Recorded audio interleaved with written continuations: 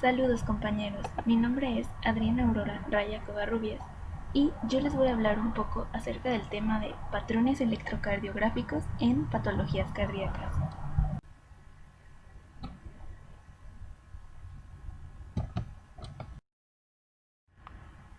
El electrocardiograma de un paciente nos puede servir como instrumento de orientación diagnóstica en muchas de las alteraciones cardíacas y como herramienta capaz de evaluar su evolución. Ahora bien, la presentación de arritmias en los pacientes graves depende de dos tipos de factores fundamentales: el aumento del automatismo y mecanismos de reentrada. Primero quiero hablarles de cómo es la actividad normal responsable de los latidos. La actividad de un marcapasos se caracteriza por una fase de despolarización diastólica lenta que al alcanzar un potencial de umbral inicia un potencial de acción. Cuando hay extrasístoles de origen auricular o ventricular, ritmos del nodo AB o parasístole, es porque son producidos por actividad ectópica, o sea, con fenómenos electrofisiológicos muy similares a los descritos por un marcapasos normal.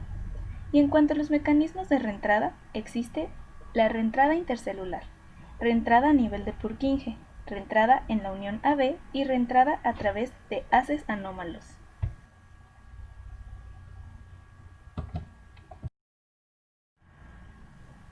Primero que nada, antes de comenzar con la clasificación de las arritmias, quiero recordarles algunos conceptos básicos de electrocardiograma. Aquí, a su derecha, puse una imagen en donde se pueden apreciar las distintas partes. Comencemos con la onda P, que representa la despolarización de las aurículas, el segmento PR o PQ, que representa la despolarización y repolarización auricular. Aquí ocurre la sístole auricular. Y el intervalo QRS, que representa la despolarización ventricular y la activación del nodo AB. Y por último, la onda T, que representa la repolarización ventricular. Ahora bien, ahora sí podemos comenzar con la clasificación. Se van a clasificar de tres formas. La primera es por su ritmicidad, que pueden ser rítmicas o arrítmicas. La segunda es por su origen, que pueden ser supraventriculares, aquí observaremos un complejo QRS estrecho, y ventriculares, donde observaremos un complejo QRS ancho. Y la tercera, por su frecuencia, donde va a haber ritmos lentos o bradiarritmias, donde se observa una frecuencia cardíaca menor a 60 latidos por minuto, y ritmos rápidos o taquiarritmias, donde se observa una frecuencia cardíaca mayor a 100 latidos por minuto.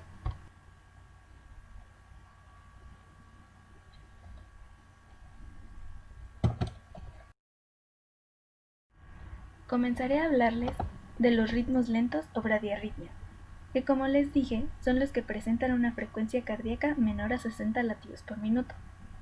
Comenzaré con bradicardia sinusal, que es aquel ritmo de origen sinusal y frecuencia inferior a 60 latidos por minuto. Este es un prototipo de individuos entrenados, jóvenes y con predominio del tono vagal. En pacientes de edad avanzada, la bradicardia puede sugerir disfunción del nodo sinusal, en especial si es persistente y no existe elevación de la frecuencia con el ejercicio ni la atropina por vía intravenosa. Otras posibles causas son las siguientes: enfermedad del nodo, que también se llama síndrome bradicardia taquicardia, hipotiroidismo, hipertensión intracraneal, patología carotidia, fármacos bradicardizantes como son bloqueantes beta-adrenérgicos, digoxina, etc. El siguiente es el paro sinusal. Esta es consecuencia de la falta de formación del impulso en el nodo sinusal por un trastorno del automatismo, lo que se manifiesta en el electrocardiograma por la ausencia de las ondas P. Este es producido por un tono vagal incrementado o hipersensibilidad del seno carotídeo y suele asociarse a arritmia sinusal. El siguiente son los ritmos de escape. Estos son consecuencia de una disminución del automatismo sinusal o bien de la imposibilidad de la conducción del impulso a nivel sinoauricular o auriculoventricular. Los ritmos de escape son un mecanismo de suplencia cuando existe un fracaso del automatismo o de la conducción, y su diagnóstico orienta sobre la existencia de estos trastornos. En los casos de los ritmos de escape nodal, la frecuencia oscila entre 40 y 60 latidos por minuto y el QRS es estrecho, en ocasiones seguidos de onda P retrógrada. Si la onda P no es retrógrada, pero es diferente a la sinusal y precede al QRS, puede deberse a un ritmo de escape auricular. Y los ritmos de escape ventriculares o idioventriculares muestran frecuencias por debajo de 40 latidos por minuto y el QRS es ancho y mellado, tanto más cuanto más bajo es su origen ventricular.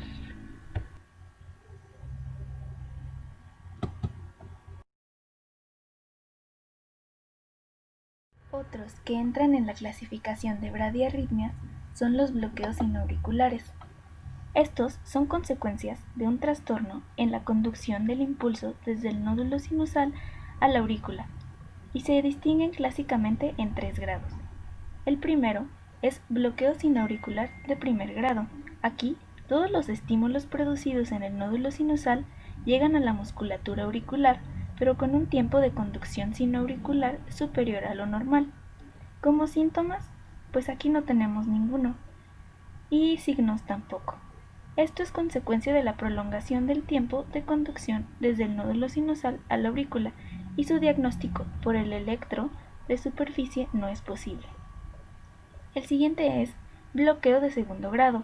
Aquí, no todos los estímulos sinusales llegan a la musculatura auricular, solo algunos. Como síntomas tendríamos, si la frecuencia cardíaca es baja, aparecerán síntomas de bajo gasto cardíaco, por ejemplo, insuficiencia cardíaca y presíncope, etc. Se pueden distinguir dos tipos.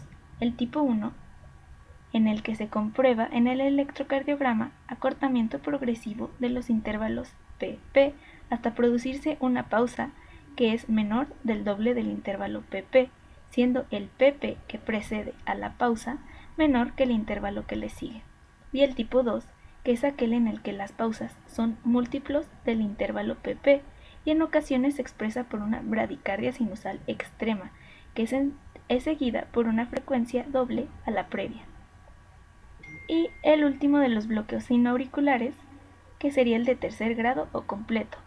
Aquí ninguno de los estímulos generados en el nódulo sinusal llegan a la aurícula. Tendrá que aparecer un ritmo de escape para que el corazón siga contrayéndose. Los síntomas que puede tener el paciente si la pausa hasta que aparece el ritmo de escape es lo suficientemente prolongada, puede aparecer un síndrome de Stokes-Adams. Posteriormente dependerá, como en el segundo grado, de la frecuencia cardíaca que mantenga el ritmo de escape. Aquí, en esta misma diapositiva, en su lado derecho, podrán observar los diferentes patrones electrocardiográficos de los bloqueos sinauriculares, desde el primer grado, segundo y tercer grado.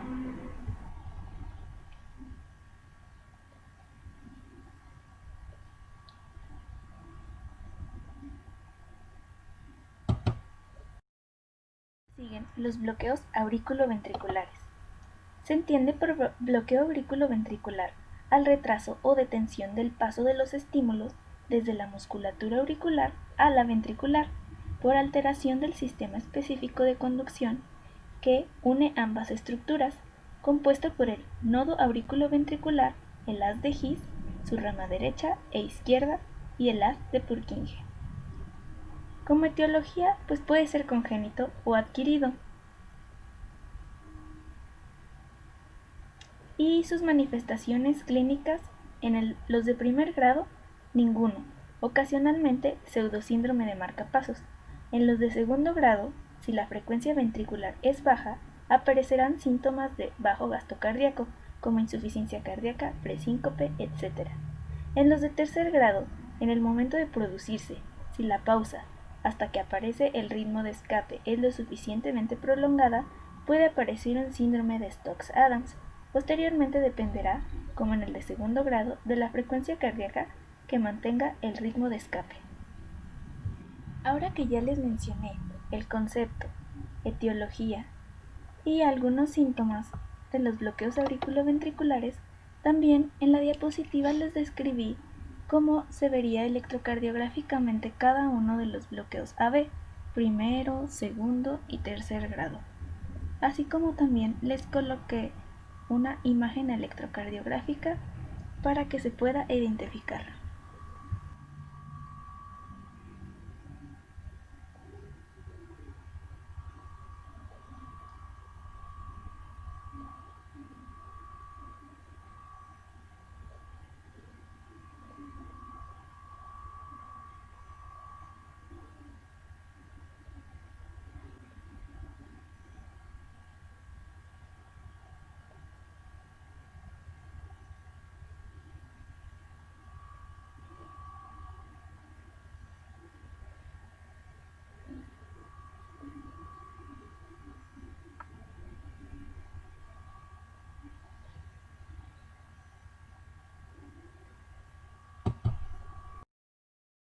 como existen los bloqueos auriculoventriculares, también existen alteraciones de la conducción intraventricular. Algunas alteraciones intraventriculares serían los bloqueos completos de la rama derecha de las de His y los bloqueos completos de la rama izquierda de las de His. Esto se va a diagnosticar por medio de un electrocardiograma. Y pues en esta diapositiva les coloqué las principales características que deben de tener para diagnosticarlo, así como también una imagen para no olvidarlo.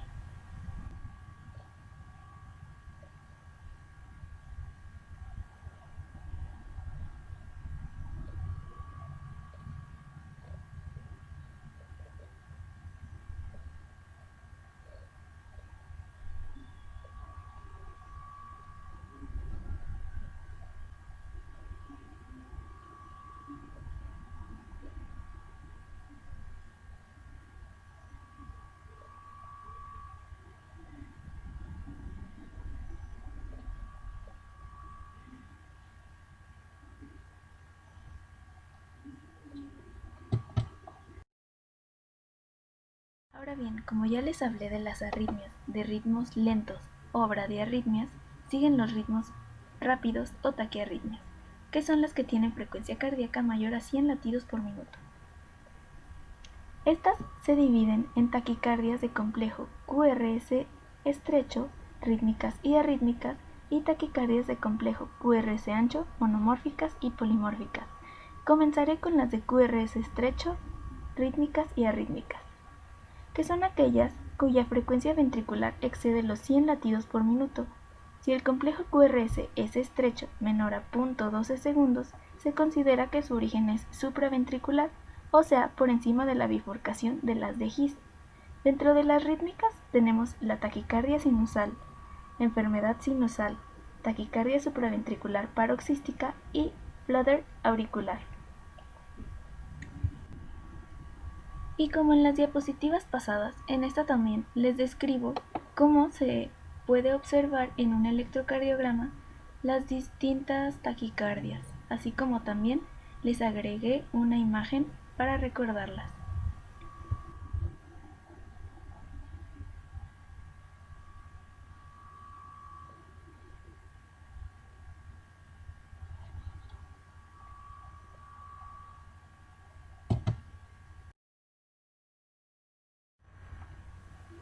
Ahora bien, como ya les hablé de las taquicardias de complejo QRS estrecho rítmicas, siguen las taquicardias de complejo QRS estrecho arrítmicas. Entre ellas encontramos a los complejos auriculares prematuros, también llamados extrasístoles auriculares. Estos son ritmos cardíacos normales, con la sobreimposición de latidos supraventriculares procedentes de la despolarización de otro foco auricular, o más raramente focos nodales o isquianos.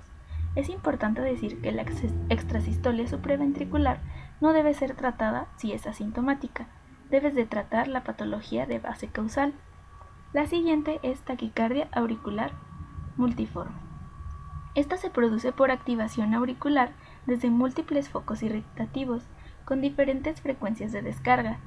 El electro es anárquico, con complejos QRS estrechos, pero siempre precedidos de onda P con diferentes morfologías. Este registro se observa en pacientes con EPOC o insuficiencia cardíaca congestiva y se considera la antesala de la fibrilación auricular. La siguiente es la fibrilación auricular. Esta se observa. La siguiente es la fibrilación auricular, en la que se observa la aparición de múltiples focos auriculares de despolarización por reentradas que condicionan una desorganización completa de la contractilidad auricular y que se conduce a los ventrículos de modo variable. No se ven ondas P, sino ondas F, con una frecuencia entre 400 y 600 latidos por minuto.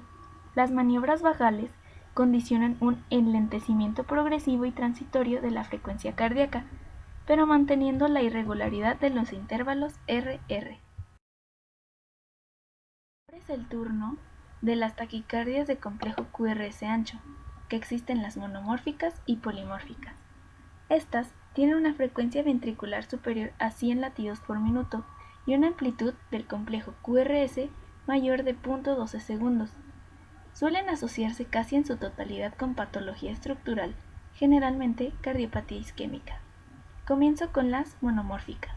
Existe la taquicardia ventricular, que es una sucesión encadenada de 3 o más latidos cardíacos. Existen las sostenidas y las no sostenidas. Las siguientes son las taquicardias ventriculares con bloqueo de rama.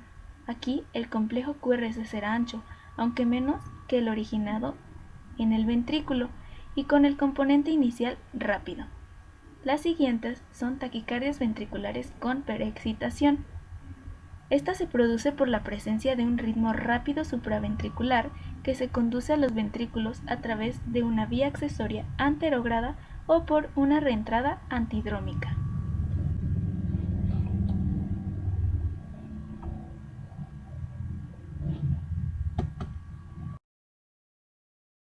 El turno de las taquicardias de QRS ancho polimórficas. La primera es la fibrilación auricular con preexcitación.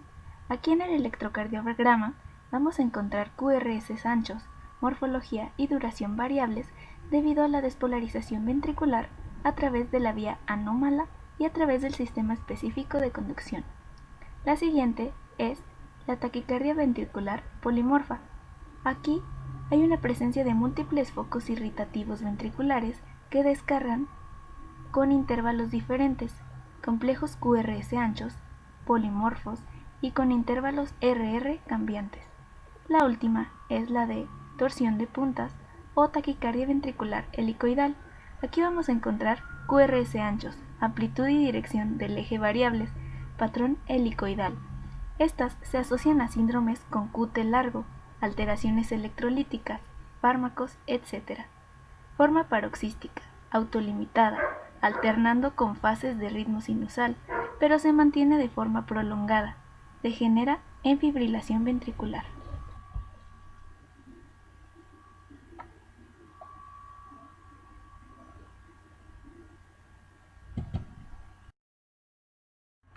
La siguiente es el síndrome de Brugada. Aquí vamos a ver taquicardias ventriculares polimórficas, no sostenidas, y va a ser en pacientes sin cardiopatía estructural. Presenta característicamente bloqueo completo de la rama derecha y elevación del segmento S3 en B1 a B3. Estos pacientes que lo presentan tienen alto riesgo de muerte súbita por degeneración de la taquicardia en fibrilación ventricular. También es importante decir que ellos van a ocupar la implantación de un desfibrilador automático preventivo. La última de las taquicardias ventriculares polimórficas es la fibrilación ventricular. Aquí va a haber una desorganización completa de la actividad eléctrica ventricular. Vamos a encontrar una aparición de infinitos focos de despolarización que inducen una falta de contracción muscular efectiva y la muerte del paciente. Va a haber también un registro anárquico de ondas irregulares con tamaño conservado en un primer momento y que progresivamente tenderán a hacerse finas hasta llegar a la sistolia.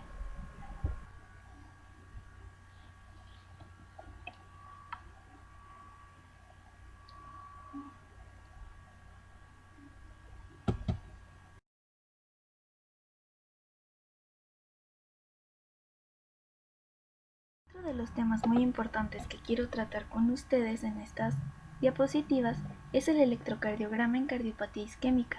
Primero que nada, debemos recordar que las fases del daño cardíaco serían isquemia, que progresa a lesión para finalmente terminar en necrosis. Por lo tanto, todo paciente con sospecha de cardiopatía isquémica se deberá realizar un electrocardiograma de 12 derivaciones. Hablando de las fases, comenzaré con la isquemia, que es la primera fase. Aquí, lo primero que sucede es que habrá una disminución del aporte sanguíneo de oxígeno al miocardio, esto en los primeros 20 minutos. Aquí, en la isquemia, hay un daño reversible y podremos ver en el electrocardiograma alteraciones de la onda T. Si es subendocárdica, va a haber ondas T picudas, y si es subepicárdica la isquemia, habrá una onda T aplanada o negativa. Si la isquemia persiste por más de 20 minutos, esto progresará a una lesión miocárdica. Aquí todavía el daño es reversible, pero observaremos cambios en el segmento ST. Si la lesión es subendocárdica, o sea que hay una oclusión parcial de una arteria coronaria, encontraremos en el electro una depresión del ST y lo llamaremos síndrome coronario agudo sin elevación del ST.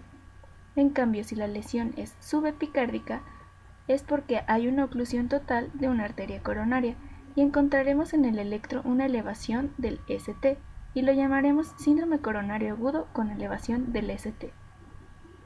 Si la lesión miocárdica persiste por más de 2 horas, vamos a tener necrosis del tejido cardíaco. Aquí ya es irreversible y encontraremos ondas Q patológicas o complejos QS. Se observa en evolución de un infarto agudo al miocardio con elevación del ST sin revascularización.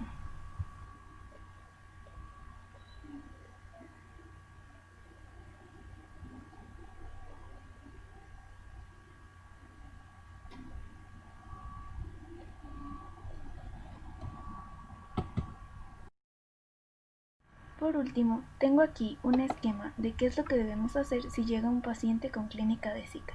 Lo primero que tenemos que hacer es tomar un electrocardiograma en los primeros 10 minutos, no pasarnos de ahí. Aparte del electro, pedir laboratorios.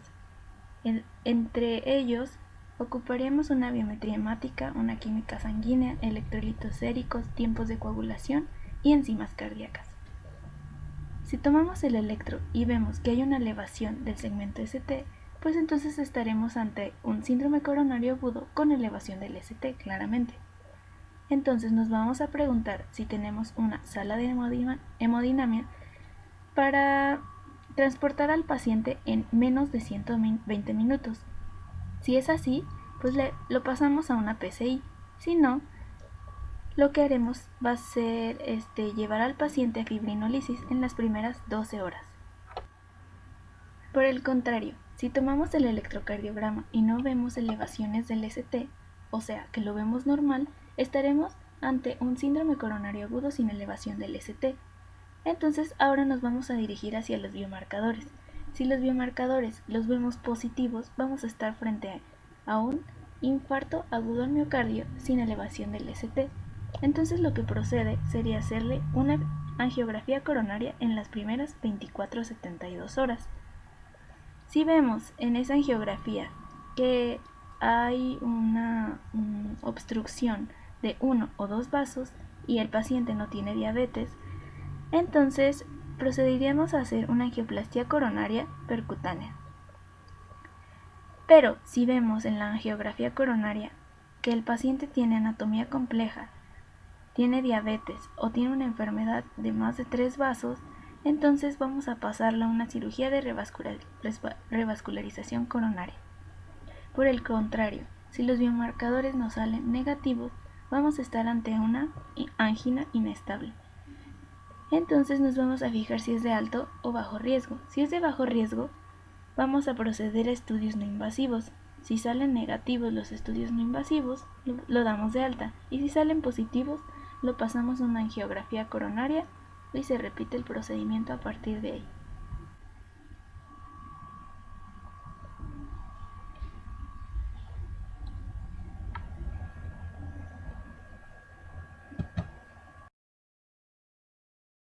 Y eso sería todo por esta plática.